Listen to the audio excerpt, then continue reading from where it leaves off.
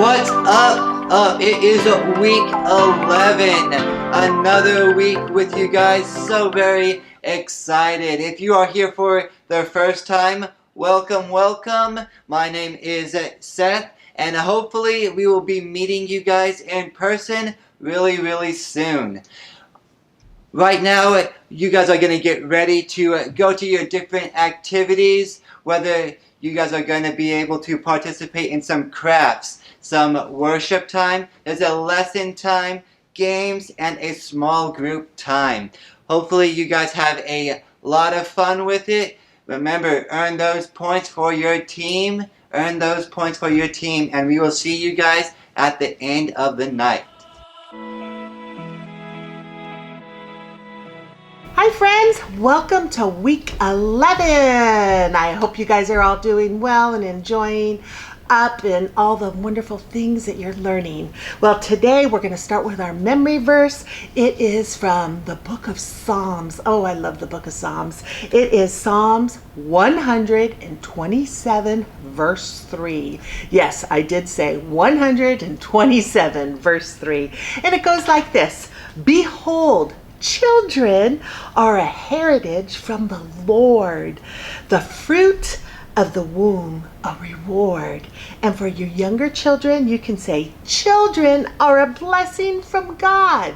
Oh yes, you children, you are a blessing from God. Each and every one of you are a huge gift and a huge blessing. Don't ever forget that.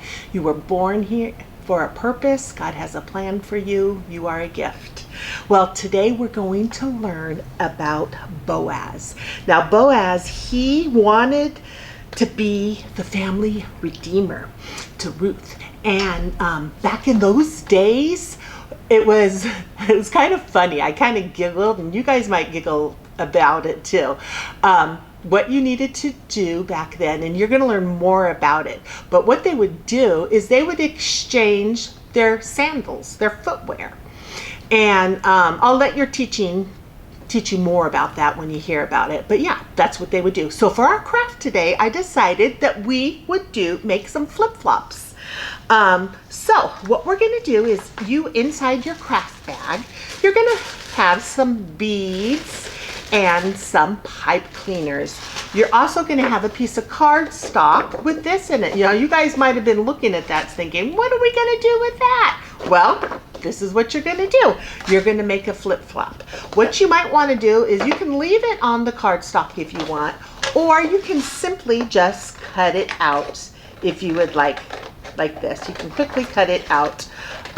It's completely up to you. I chose to cut one out. Then once you cut it out, or you can leave it on the cardstock, then what you're going to want to do is decorate it. You can decorate it any way you choose. You can put stickers on it, color it, paint it, however you want to do it. You can write a memory verse on there, write your name on there, whatever you want to do. You are the artist. You do it the way you choose. All right, I started to do one right here to make it a little bit quicker. I had a sticker, so I put a sticker on it, and I just put a little bit of lining around it with a marker on there. So what you're going to do is, if you have a hole puncher at home, you can punch through the dots right there, like so. If you don't have a hole puncher at home, what you can do is get like a pen, and you can just make a little hole like that. That'll work too. You don't have to have a hole puncher. You could just do like that. Then what you do is you get the pipe cleaner, and you're going to put one through, and then you're going to put another one. This is the part where you put your toes through. Do you guys have flip-flops at home? It's getting warmer out, so it's going to be flip-flop time. Although we're lucky here in California, huh? We can wear flip-flops all year long most of the time. Then you might want to put some tape on the back to hold it down. That way it stays nice and snug. After you do that, what you're going to do is get your beads, and this is where you get to have lots of fun. You can put them in any color you want. I chose to do pinks and purples over here, but we put a ton of beads in here. So you guys, you can just have fun, put the beads in any way you want. Then when you're done, you put the pipe cleaner through. You can cut it at the end to make it fit just right. Put some more tape on the back side like so. And then voila, you have a flip-flop. Isn't that so fun? Then what you can do is you can hang it up, you can show it to your friend, have fun with this. Oh, and don't forget to show it to your small group leader. They will love to see it. All right? Well, you guys have a wonderful time in your small group. Have fun playing games. I know that Seth has a wonderful, super fun game that he has planned for you today. So have a great time. Bye, my friends.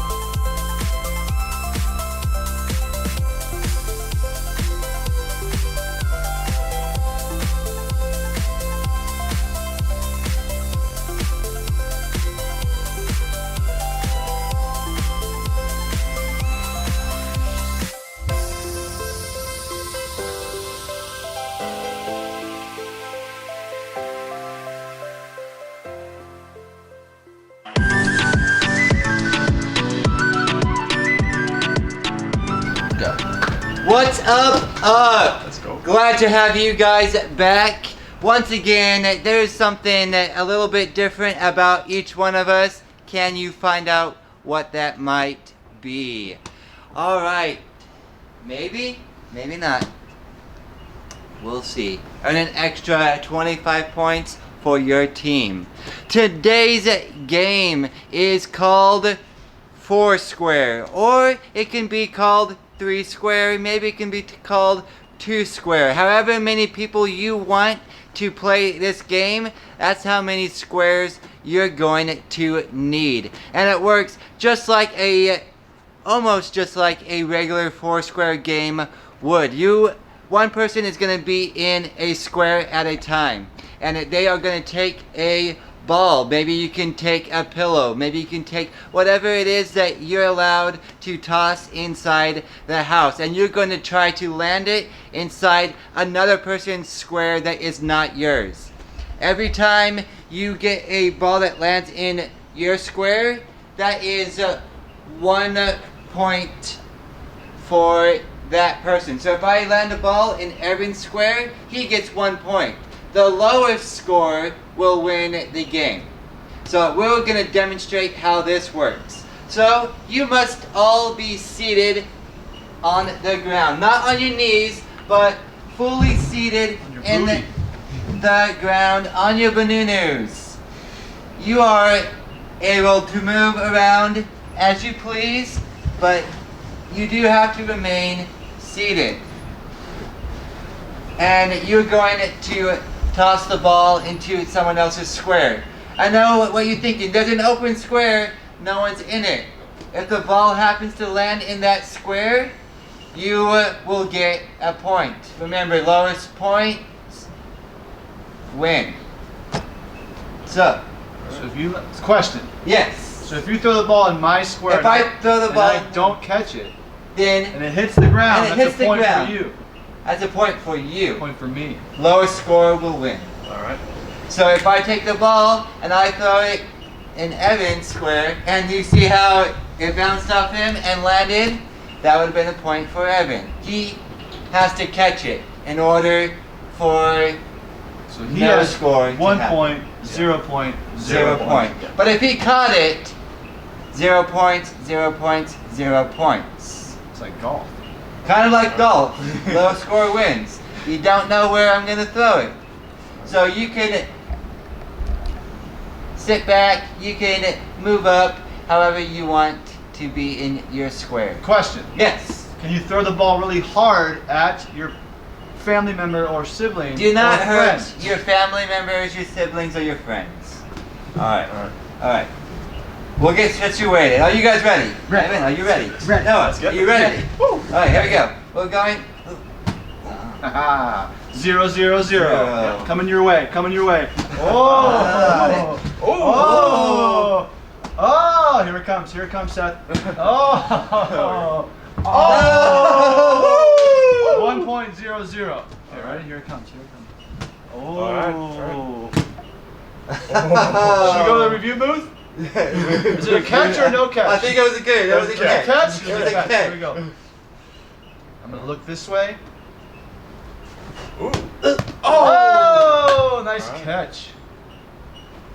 All right. Let's see. All about the no look. Ah! Point for Seth.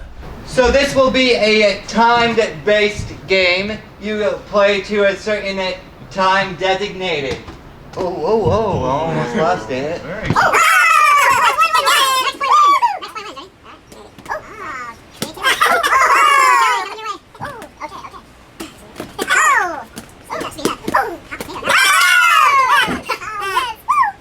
So you have All right.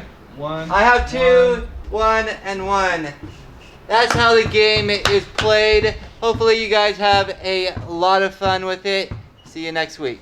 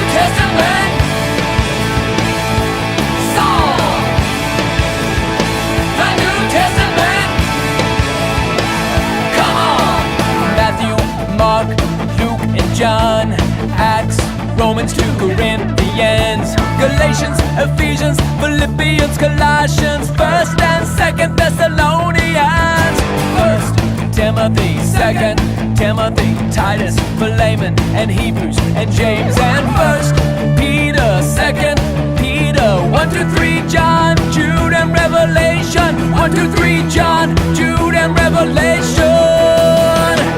Hey, hey, he is the truth, the life, the way. He is the truth, the life, the only way. The truth, the life, the way. He is the truth, the life, the only way. The New Testament. Psalm, Matthew, Mark, Luke, and John, Acts, Romans, 2 Corinthians, Galatians, Ephesians, Philippians, Colossians, 1st and 2nd Thessalonians, 1st Timothy, 2nd Timothy, Titus, Philemon, and Hebrews, and James, and 1st Peter, 2nd Peter, 1, 2, 3 John, Jude, and Revelation, 1, 2, 3 John, Jude, and Revelation. Hey, hey, he is the truth, the life, the way. He is the truth, the life, the only way. The truth, the life, the way. He is the truth, the life, the only way. The New Testament. Psalm. The New Testament. Psalm. Come on, the New Testament. Sweet.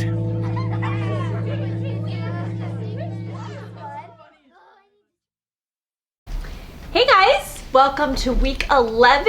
We have 2 more ups to go. Can you believe it? Did it go fast or did it take a really long time to get here? I think it went fast. So it's week 11. We're talking about Boaz and Ruth and Naomi. We learned about them last week. Did you know that Ruth is one of only 2 books in the Bible named after a woman?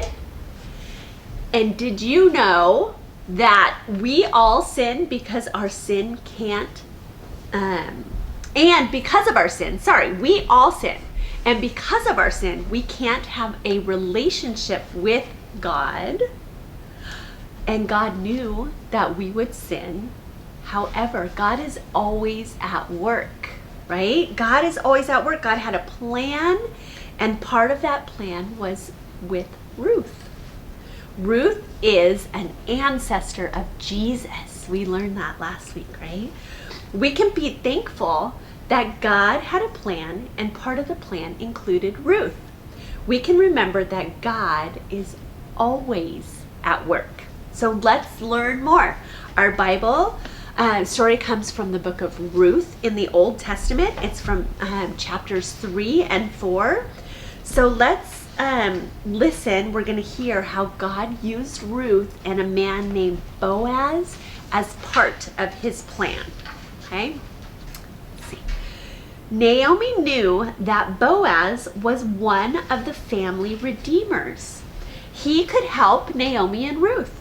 So Naomi made a plan.